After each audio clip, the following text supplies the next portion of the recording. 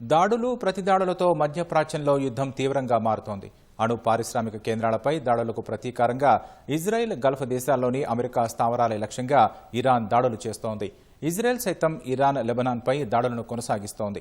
యుద్ధం ప్రారంభమయ్యాక తొలిసారిగా యెమెన్ నుంచి ఇజ్రాయెల్ వైపు ఒక క్షిపణి దూసుకురాగా దాన్ని అడ్డుకున్నట్లు ఐడిఎఫ్ తెలిపింది. ఈ దాడుల్లో పలువురు మరణించారు. అటు అణు కేంద్రాల సమీపంలో జరుగుతున్న దాడులు ప్రమాదకరమని అంతర్జాతీయ అణుశక్తి సంస్థ హెచ్చరించింది.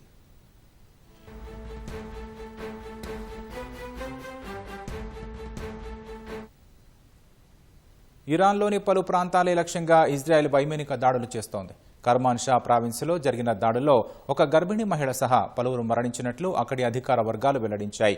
జామ్జాన్ నగరంలో జరిగిన ఇజ్రాయెల్ క్షిపణి దాడిలో అపార్ట్మెంట్ భవనం దెబ్బతిని 5గురు మృతి చెందగా 7గురు గాయపడ్డారు. దక్షిణ టెహ్రాన్లో క్షిపణి తాకి నివాస భవనం దెబ్బతింది. భవన శిథిలాల నుంచి బాధితులను రక్షించేందుకు సహాయక బృందాలు శ్రమించాయి. మరోవైపు బుషేర్ అణు విద్యుత్ కేంద్రం సమీపంలో జరుగుతున్న దాడిలో పెద్ద అణు ప్రమాదానికి దారితీయవచ్చని అంతర్జాతీయ అణుశక్తి సంస్థ హెచ్చరించింది.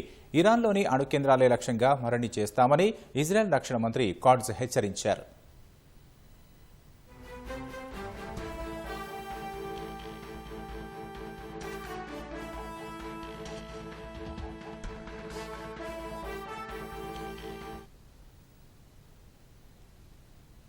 లెబనాన్ దక్షిణ ప్రాంతాల్లో కూడా ఇజ్రాయెల్ దాడులు కొనసాగుతున్నాయి.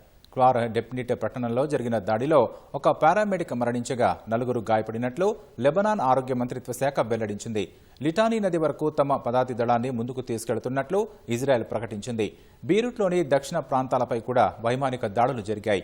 ఈ దాడుల్లో 4గురు రైతులు మృతి చెందినట్లు అక్కడి అధికార వర్గాలు వెల్లడించాయి. ఈ నేపథ్యంలో ఆ ప్రాంతాల నుంచి ప్రజలు ఖాళీ చేయాలని అధికారులు అడ్వైజరీ జారీ చేశారు.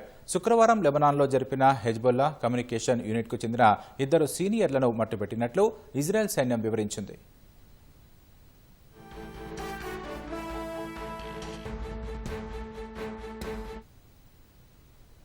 ఇజ్రాయెల్ దాడులకు ప్రతీకారంగా ఇరాన్ సైతం క్షిపణి దాడులు కొనసాగిస్తోంది.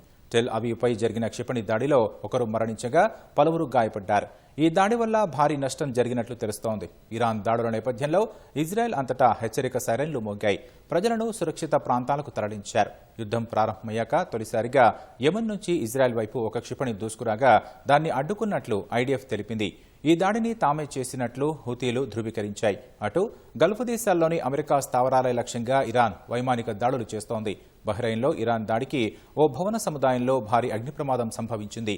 యుఏఈ, సౌదీ అరేబియా తమ గగనతలంలోకి వచ్చిన క్షిపణులు, డ్రోన్లను అడ్డుకున్నట్లు వెల్లడించాయి. అబుదాబిలో ఇరాన్ క్షిపణి శకలాలు పడి 5గురు భారతీయులు గాయపడినట్లు అక్కడి అధికార వర్గాలు వెల్లడించాయి. ఇదే సమయంలో ఉత్తర ఇజ్రాయెల్పై రాకెట్లు, డ్రోన్లతో హెజ్బొల్లా దాడులు చేసింది.